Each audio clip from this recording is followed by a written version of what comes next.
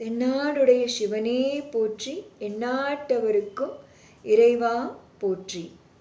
அனைவருக்கும் வணக்கம். எனது பெயர் முனைவர் நா. பிரதீபா. பிஎஸ்ஜிஆர் கிருஷ்ணம்மாள் மகளிர் கல்லூரியில் தமிழ்துறை உதவி பேராசிரியராக பணியாற்றி கொண்டிருக்கின்றேன். இன்று நாம் காணவிருப்பது திருவெம்பாவையின் முதல் பாடலின் சிறப்பினை நாம் காணவிருக்கின்றோம். திருவெம்பாவை சைவ சமய குரவர்களில் ஒருவரான வாதவூர் அடிகள் என போற்றப்படும் மாணிக்க வாசகரால் சைவத்தின் தலைவரான சிவபெருமானை குறித்து பாடப்பெற்றது. திருவெம்பாவையின் முதல் 8 பாடல்கள் சிவபெருமானை போற்றி புகழ்வதாகவும், 9வது பாடல் சிவபெருமானிடம் வேண்டுதலை சொல்வதாகவும் அமைக்கப்பட்டிருக்கும். அதைத் தொடர்ந்து வரும் 10 பாடல்கள் திருப்பெருந்துறை சிவபெருமானை துயில் எழுப்புவதற்காக பாடப்படுவது. திருவெம்பாவை பாடல்களை திருப்பள்ளி எழுச்சியுடன் சேர்ந்தே பாட வேண்டும் என்பது மரபு.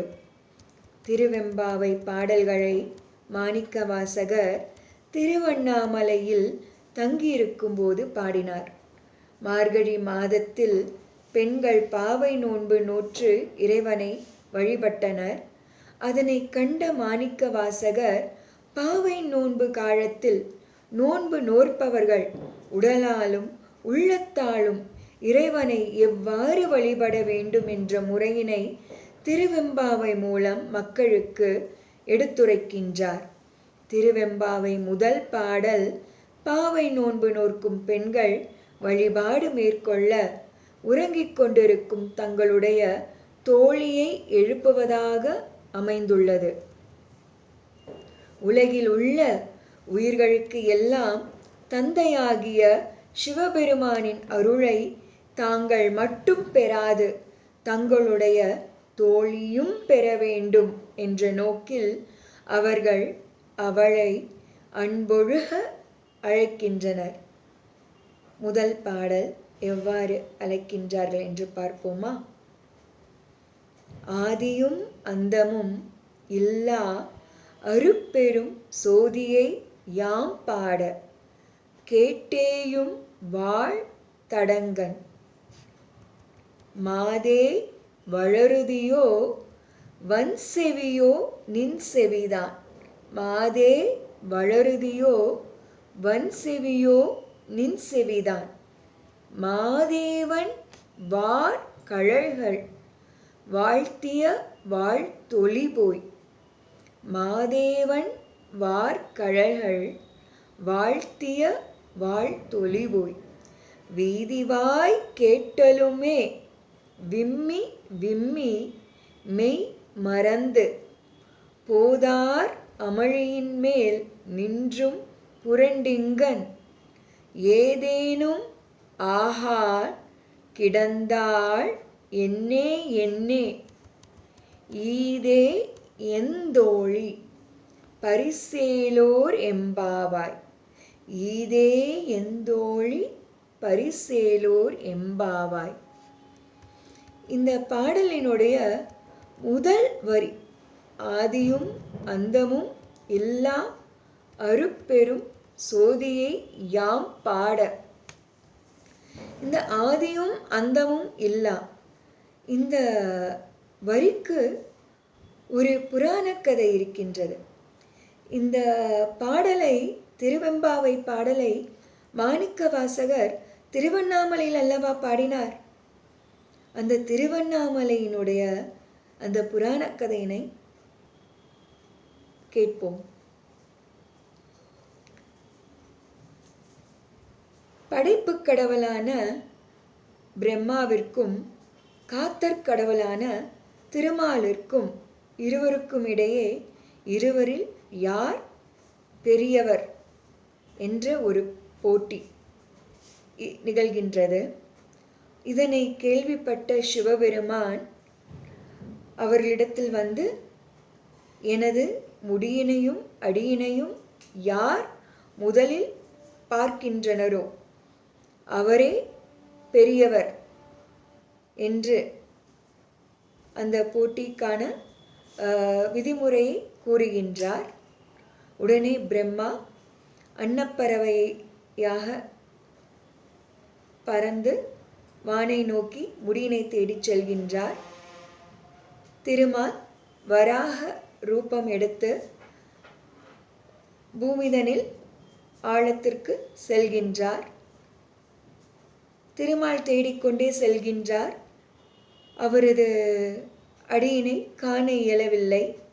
தனது தோல்வியினை ஒப்புக்கொண்டு சிவபெருமானிடத்தில் வந்து சரணடைகின்றார். பிரம்மா பல யுகங்களாக தேடிக்கொண்டே செல்கின்றார். செல்லும் பொழுது வழியில் தாழம்பூவினை பார்க்கின்றார். நீ எப்பொழுது சிவபெருமானின் முடியிலிருந்து வீழ்ந்தாய் என தாழம்பூவிடத்தில் கேள்வியினை கேட்க, தாழம்பூ நான் அவர் தலையிலிருந்து வீழ்ந்து பல யுகங்கள் ஆகின்றது என்று கூறுகின்றது. அப்பொழுது ஒரு முடிவிற்கு பிரம்மா வருகின்றார்.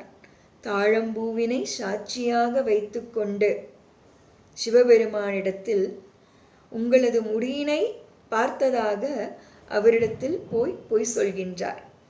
இதனை அறிந்த சிவபெருமான் பிரம்மாவிடத்தில் மிகுந்த கோபம் கொண்டு இந்த பூமிதனில் உமக்கு கோயில் இல்லை என்று கூறுகின்றார். தாழம்பூவிடத்தில் பூஜைக்கு இனி உன்னை யாரும் பயன்படுத்த மாட்டார்கள் என்று சொல்கின்றார். பிரம்மா மிகுந்த வருத்தம் கொண்டு தன் தவறினை உணர்ந்து சிவபெருமானிடத்தில் முறையிடுகின்றார். அப்பொழுது சிவபெருமான் என்னை ஜோதி சொரூபமாக அண்ணாமலையில் காண்பாய் என்று கூறுகின்றார். இதுதான் ஆதியும் அந்தமும் இல்லா அருட்பெரும் சோதியை யாம் பாட. இந்த பாடலுக்குரிய அந்த புராண கதை. கேட்டேயும் வாழ்த்தடங்கள் மாதே வளருதியோ வன் செவியோ நின் செவிதான் மாதேவன் வார் கழல்கள் வாழ்த்திய வாழ்த்தொழிபோய் வீதிவாய் கேட்டலுமே விம்மி விம்மி மெய் மறந்து போதார் அமளியின் மேல் நின்றும் புரண்ட் இங்கன் ஏதேனும் ஆகாள் கிடந்தாள் என்னே என்னே ஈதே எந்தோழி பரிசேலோர் எம்பாவாய். இந்த பாடலுக்குரிய விளக்கத்தை காண்போம். உலக உயிர்கள் அனைத்திற்கும் தோற்றமும் முடிவும் உண்டு. நமக்கு பிறப்பு இறப்பு என்பது இருக்கின்றது. ஆனால் உலகின் பரம்பொருளான சிவபெருமானிற்கோ முதலும் முடிவும் இல்லாதவர். அவருக்கு முடிவும் இல்லை, முதலும் இல்லை. அத்தகைய சிவபெருமானை குறித்து திருவண்ணாமலையில் நாம் கதை கேட்டோம் இல்லையா? திருமாலும் பிரம்மனும் சிவ பரபொருளின் அடிமுடியை தேடி சென்றபோது காண்பதற்கு அரிய பெரிய ஜோதி வடிவமாக அவர் காட்சியளிக்கின்றார். ஜோதி வடிவமான இறைவனான சிவபெருமானின் பெருமைகளை பாடல்களாக பாடிக்கொண்டு பெண்கள் நோன்பு நோற்க வீதி வழியாக அதிகாலையில் போகிறாங்க. அப்பெண்களுடைய தோழி ஒருத்தி இறைவன் மீது பாடப்பட்ட பாடல்களை கேட்டும் விழிக்காமல் பொய்த்தூக்கம் தூங்கிக் கொண்டிருக்கின்றார். அதனை கண்டதும் அப்பெண்களுடைய தோழி அந்த பெண்களுடைய தோழியை நோக்கி, வாள் போன்ற நீண்ட கண்களை உடையவளே, இன்னும் உறங்கிக் கொண்டிருக்கிறாயே அப்படின்னு கேட்குறாங்க. அவள் பதில் ஏதும் கூறல. இறைவனின் புகழினை பற்றி நாங்கள் பாடும் பாடல்கள் உன்னுடைய காதுகளில் கேட்காத அளவுக்கு உன்னுடைய காதுகள் இரும்பு காதுகளாக மாறிவிட்டனவா?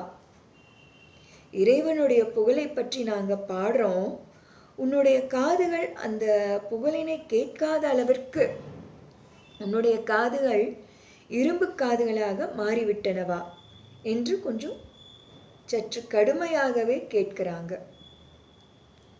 தேவர்களுக்கெல்லாம் தேவனாக விளங்கும் மகாதேவனான சிவபெருமானினுடைய வீரக்கழல்களை வாழ்த்தி சரணடைவதை பற்றி நாங்கள் வீதியில் பாடுவதை கேட்டதும் பெண் ஒருத்தி விம்மி விம்மி அழுகின்றார். தேவர்களுக்கு தேவனான நம்ம சிவபெருமானுடைய வீரக்கழல்களை வாழ்த்தி பாடுறாங்க, அவரை சரணடைவதை பற்றி பாடுறாங்க. அப்படி பாடுறதை கேட்டோன்ன அதில் இருக்கக்கூடிய ஒரு பெண் ஒருத்தி விம்மி விம்மி அழறாப்புல, தன்னை மறந்துடுறாப்புல. தான் படுத்திருந்த மலர் படுக்கையை விட்டு தரையில விழுந்து மூச்சியாகி கிடக்கிறார். தான் படுத்திருந்த படுக்கையிலிருந்து கீழே தரையில விழுந்து மூச்சையாகி கிடக்கிறார். அவளுடைய இந்த நிலையை கண்டு என்ன என்ன அப்படின்னு எல்லாரும் வியந்து போறாங்க. அவளுடைய நிலையை கண்டு என்ன என்ன அப்படின்னு சொல்லி எல்லாரும் வியக்கிறாங்க. ஆனா நீயோ இறைவனை பாட வராது பொய்யுறக்க கொள்கின்றாயே, இத்தன்மையை நாங்கள் என்னவென்று சொல்வது? ஆனா நீயோ இறைவனை பாட வராது பொய்யுறக்கம் கொண்டிருக்கின்றாயே, இந்த தன்மையை நாங்கள் என்னவென்று கூறுவோம் சொல்லு. உண்மையான பக்தர்கள் இறைவனின் திருநாமத்தை கேட்டதும் அவங்களுடைய கண்களில் நீர் பெருகி ஆனந்த பரவச நிலையை அடைவார்கள்.